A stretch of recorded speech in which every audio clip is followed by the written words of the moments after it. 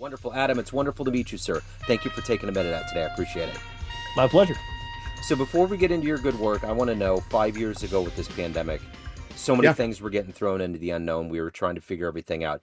How did you ultimately get through the global pandemic, and how has it affected the way that you do things now? So that's a great question. So some context. The company I worked for at the time, called Assurion, had global operations, has global operations. Um, and I was in the supply chain. I was a senior director in supply chain, and we had just a normal every time some sort of event came up, one of the 10 senior directors got tasked with like being the event owner.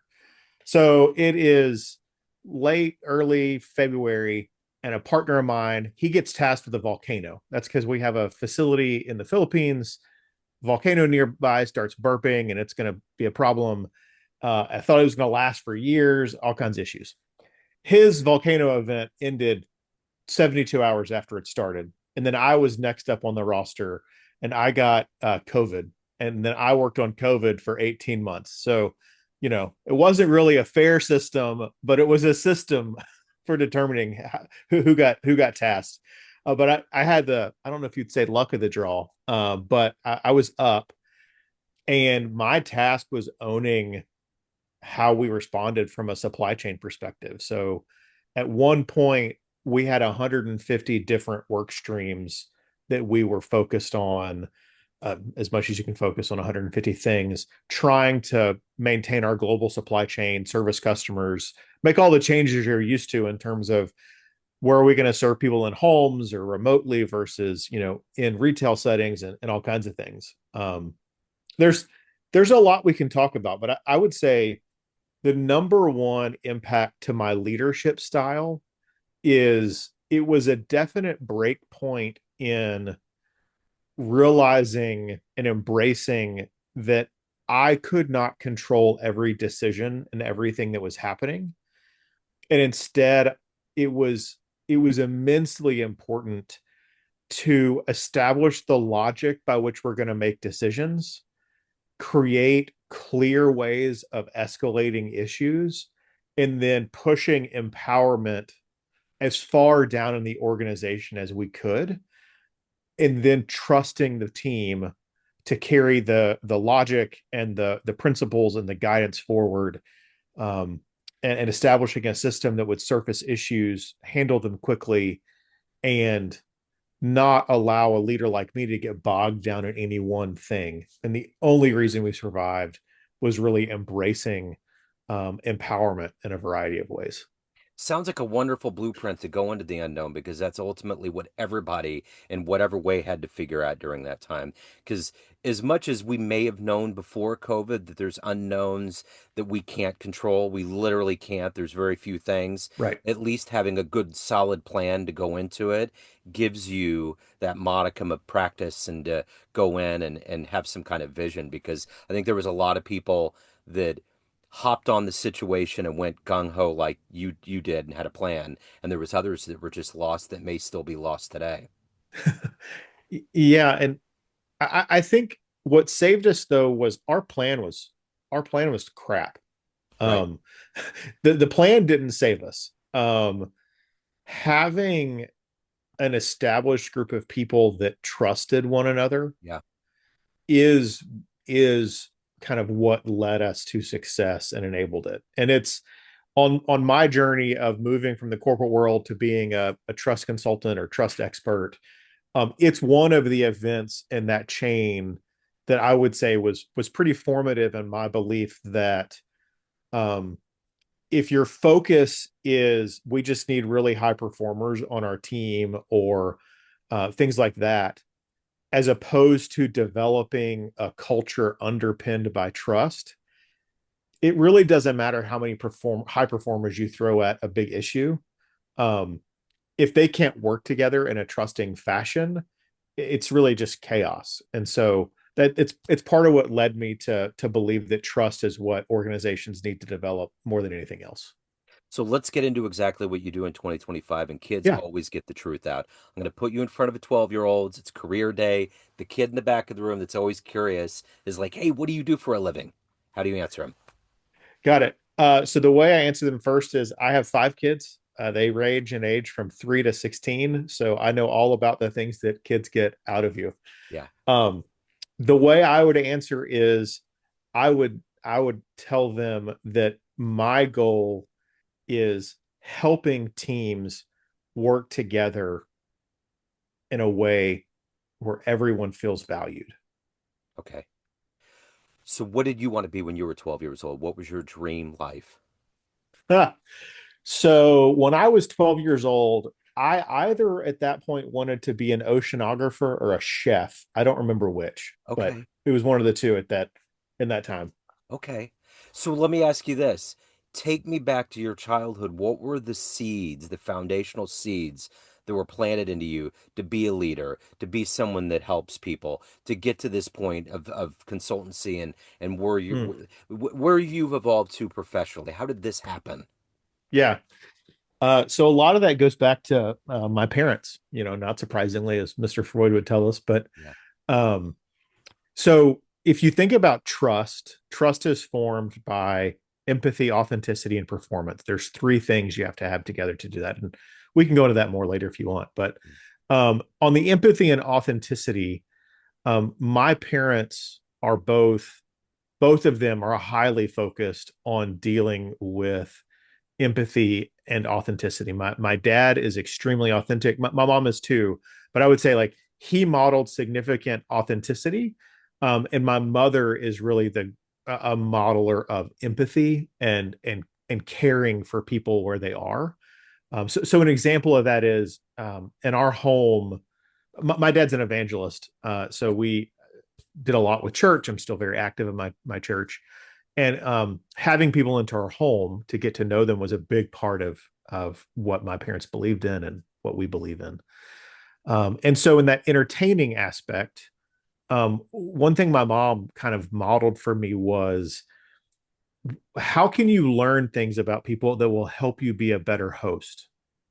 So an easy example of that is, hey Joe, if you come to my house, if I know that you're a Pepsi drinker versus a Coke drinker, I'm gonna go buy Pepsi. It's Yeah. an easy decision, right? It is one of the like frictionless things I can do that will make you feel cared for, especially if you realize like, oh, like this is a Coke home, yet I was served a Pepsi. So it's like my mother-in-law, she's from North Carolina. They drink Diet Pepsi. When she comes, we put a 6 pack of bottled Diet Pepsi in the refrigerator for her, even though if we buy soda in this house, it's generally a Coke product. Yeah. But we try to serve her. Yeah. And like the way that showed up in my family was at the baseline with entertaining. Like when my wife married into the family, one of the first questions my mom asked was like, "What do you want to see on the Thanksgiving table?" And uh, one of the interesting things is my wife grew up in a family that loves cottage cheese. No one in my family eats cottage cheese at all. Um, but when we sat down at the Thanksgiving table by my wife's spot, there was a crystal dish of cottage cheese meant just for her, Right right? on. Um, and so it's those ideas kind of founded in entertaining and trying to see people that my mom really helped me realize that you can help people to feel valued and feel important sometimes by doing just the simplest gestures to show them that you care about what they want and what they need. And it can scale up from, making sure they have a Diet Pepsi up to, serving their personal needs in lots of different ways. And so I would say that's one of the big foundations for me. It's interesting. I think about that Malcolm Gladwell idea of the 10,000 hours to get to Oh, become yeah. a master, right? Mm-hmm. And then I think about what you talk about being authentic and being empathetic. Like those two kind of collide and come together very well. It's almost like a couple whirlpools that feed into each Yeah. other. It's like the more and the backbone of those two ideas is being around people more, which puts the Gladwell idea in. The more that you're around people and you study human behavior, even with travel and seeing cultures and seeing how other people live, all of that will allow you to get to a point where you understand people better, and that makes you authentic, more authentic, because there's no need to put up any fronts. All of those kind of walls that we put up throughout our life erode with more wisdom, so to speak. Yeah. Yeah. I love that. So I'm a fan of Malcolm Gladwell, and I love the 10,000 hours Yeah, concept. And kind of what you did in bringing it to something that people don't think about being an expert in. You know, for listeners who aren't familiar, Malcolm Gladwell's 10,000 hours idea is that we can all become experts in something, but generally when you see someone excelling and truly reaching that expertise phase, it's because they've put about 10,000 hours into developing that skill or that talent. And interesting research that included looking at violinists and programmers and all kinds of things. And they came up with 10,000 hours. Is it 8 or is it 12? Who knows? yeah, But we'll say right. 10,000, right? Yeah, But that idea that we can bring expertise and we can learn expertise, to me, is one of the ways that as leaders we can really help people understand that they aren't fixed. We aren't fixed as humans. We aren't static.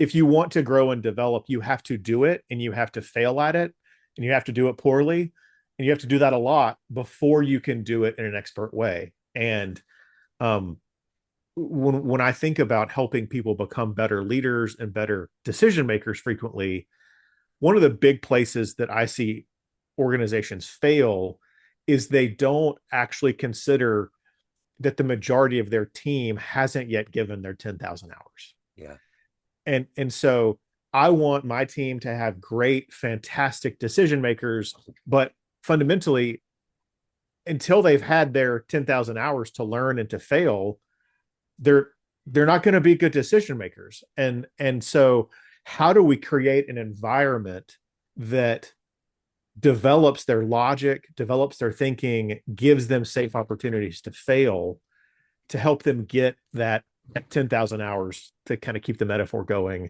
of expertise? Because if we expect them to come fully formed, it's never going to reach our desires, and we're not going to generate and create the team that we hope to build, um, because they're not what we want them to be yet. And yeah, it's we yeah. have to expect them to need to grow. Yeah, for sure. It's interesting. I'm a visual artist. This is one of my Yeah. originals. And I think sometimes about what it would be like to stand behind a painter, any painter in the world, and watch them paint without them knowing you're there, just to see how they operate. Because when you're in that moment of creativity, there's things that are going to be revelatory. So, in a business sense, if you could Mm. stand and be next to a leader and just watch their day flow, you know, Yeah. whether it's a ghost or it's someone that's actually alive right now, who would you love to have watched operate in their prime, in their condition, that may help you on your path in life? Mm. That's a great question. Someone I would love to have stood behind and talked to, um, and he's still alive, so it's not impossible necessarily, would be Howard Schultz. Yeah, Um, Fantastic growth story with Starbucks. But part of what I would love to learn from Howard is a way that he has failed. So he's been massively successful, no questions asked. But actually, for the similar to Bob Iger at Disney, for the third time, he's tried to leave and has been pulled back into leading. In Howard's case, Starbucks; in Iger's case, Disney, and considered, these fantastic leaders and founders. Well, Iger's not a founder, but close to it.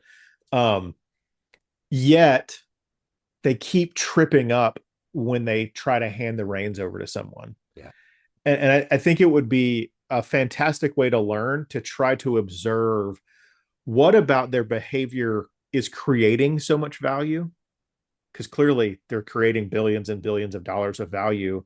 And each time those gentlemen has left those respective companies, their market cap has dropped yeah, over time. And why isn't that being transferred into these leaders that they keep getting very highly qualified people to take over for them, and yet then they have to come back? And I think observing that would be trying to learn what's driving the value that they bring and what's not translating in their successors, would be just a fantastic thing to learn if you could somehow observe that, yeah. multiple times over, like in those guys' cases, about 20 years, they've each tried to step away and then pulled back. So the interesting thing about being in business is that the zygote gets split because you have a family and a personal life. And clearly with 5 kids, you got a lot going on, right? And then you have this life where you want to excel in business and you've been groomed your whole life to do the best you can. Serve Yeah. yourself, your colleagues, your clients. What's your philosophy on balancing that out? What kind of Libratic scale do you delve into every day to ensure that you're doing everything and fulfilling yourself? What is that motivation? So first, I cast aside the term work-life balance.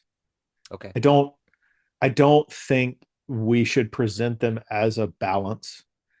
Because one, that presents the concept of equality, if that makes sense. When you're balancing things, they're both equal. And I would say that's not the case, meaning in terms of importance, serving and being with my family is vastly more important than any work I'll ever do.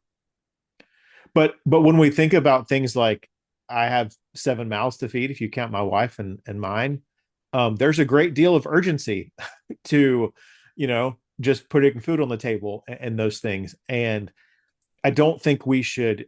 I think we should be careful with the term balance because it does imply equality.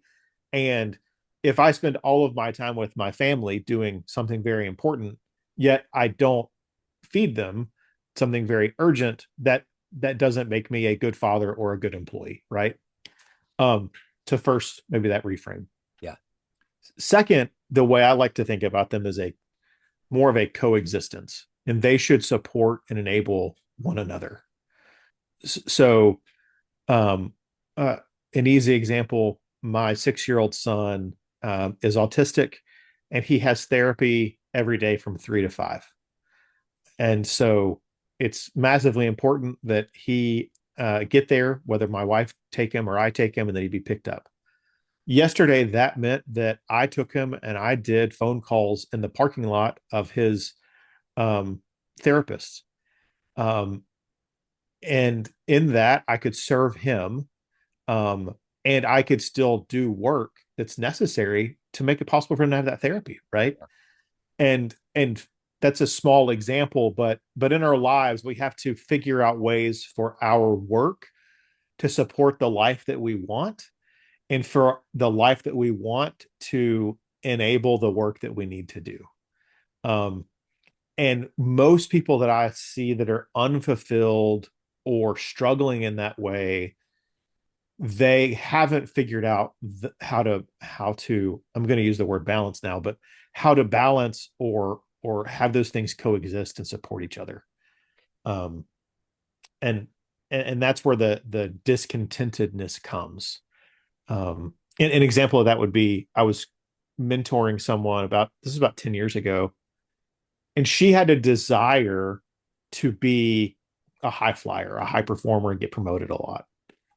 In our conversation, I heard her say one time, "Well, yeah, when I get home and I put my phone in the closet, and the exchange goes on." And I guess it was more than 10 years because we had Blackberries. She said Blackberry. Yeah. Uh, and I said, "Hey, can you go back for a second?" She's like, "Yeah, what? Yeah, what do you mean?" I said, "You said you put your Blackberry in the closet. What does that mean?" So, well, like when I get home from my work day, I generally change clothes and do like the Mister Rogers thing. Um, and she said I put my phone like on my armoire that I keep in my closet, and then the next morning I get up before I go to work. I said, so you don't interact after hours at all? She's like, no, no, like that's my time. Like I don't interact then. I'll catch up on those things tomorrow. And I ended up coaching her and telling her, hey, in all of our discussions about your performance and your desires, you've talked about how much you want to get promoted to director and senior director. And then you've mentioned this along the way. And I just want you to know you can get promoted to director and senior director and have that behavior. That is okay.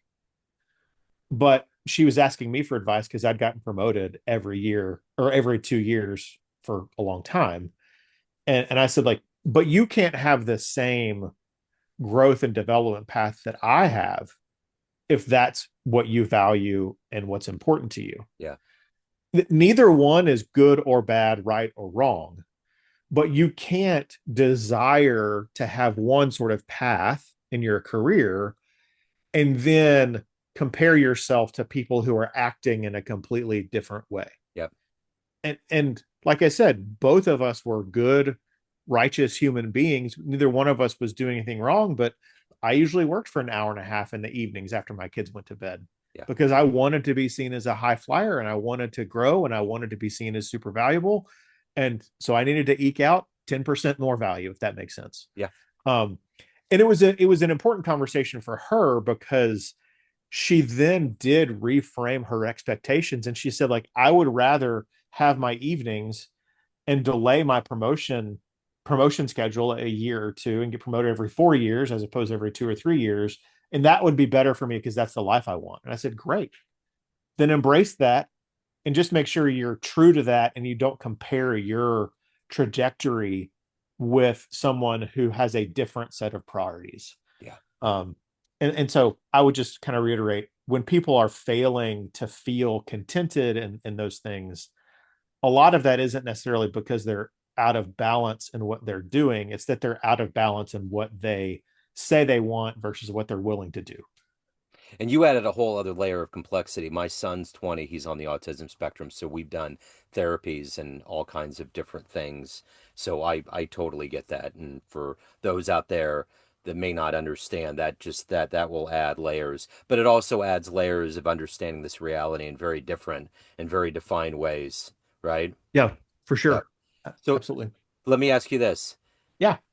Of all the people that have known you in this very serious kind of more business world sense, if you walked up to all of the people that you've worked with and clients throughout the years, you swim through that group of people to a podium in front of the room, and you can tell them one fun story: jumping out of an airplane, wrestling an alligator, outrunning a bear, first concert you saw, a seminal experience that was kind of fun. What would you tell that room?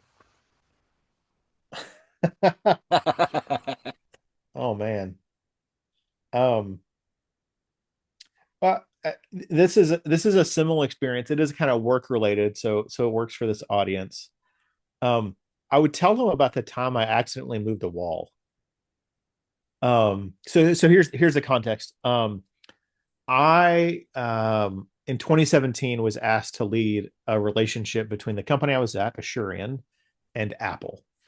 Um, Before that, Apple and Assurian were at best frenemies, and that's not really even true. Like they were enemies. A contractual relationship was formed. I was tapped to go own the implementation of this contractual relationship, fraught with all kinds of things. But the where this becomes important is we had a facility in the Philippines that worked with iPhones a lot, and so ahead of Apple's first visit to the facility, I was there, kind of going through the facility. It was my either first or second time, and we were doing some prep work. And me and another guy, he was my mentor at the time, the VP, were like, "This wall feels out of place. Like I don't understand why this is here."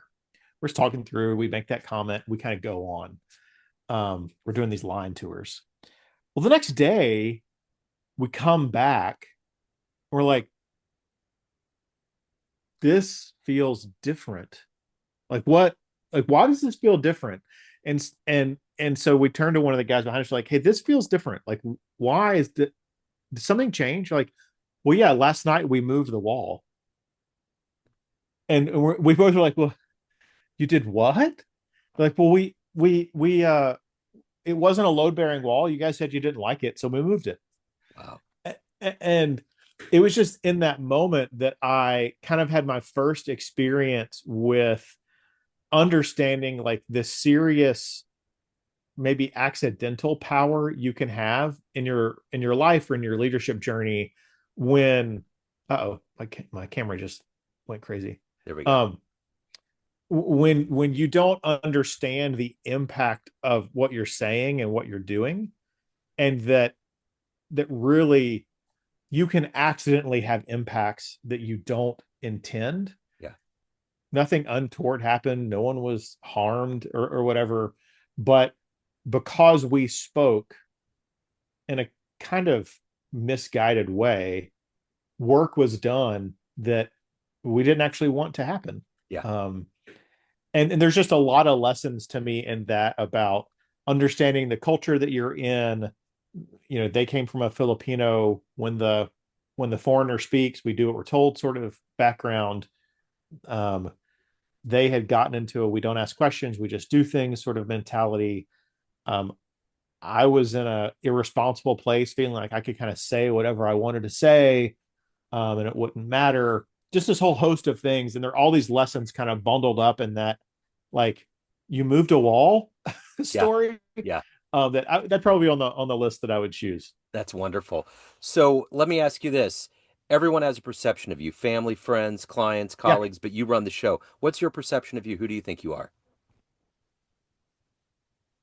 Hmm. Well, my perception is that I'm a caring individual that wants to help everyone get to a better spot than they're in. Yeah. I I did have to learn, though, that perception is unimportant.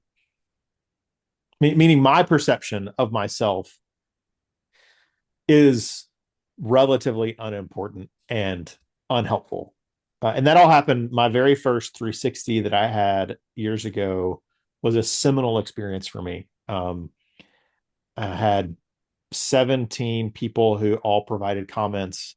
I ended up with almost 20 pages of typed comments. I literally wept in my cube when I read it, because I had this vision of who I was, this perception that we kind of just talked about. And those were some of the things I would have said. And instead, that document shared the opposite. And it was people saying things like, by the way, I have the folder over here. I still read it over 10 years later, every now and again. Saying things like, Adam is exceptionally capable, but we only work with him because we have to. Wow. Or Adam is the most qualified person for the job, but we often will look for someone else who's less arrogant, um, if we can. Yeah. Adam does fantastic work, but sometimes it's like working with the CIA. That is a word for word quote. Um, and just all these things that made me realize that what I wanted to be as a human, as a leader, as a partner, and how I was actually showing up were disconnected. Yeah. And that I wanted to be judged based on my desires and my intents.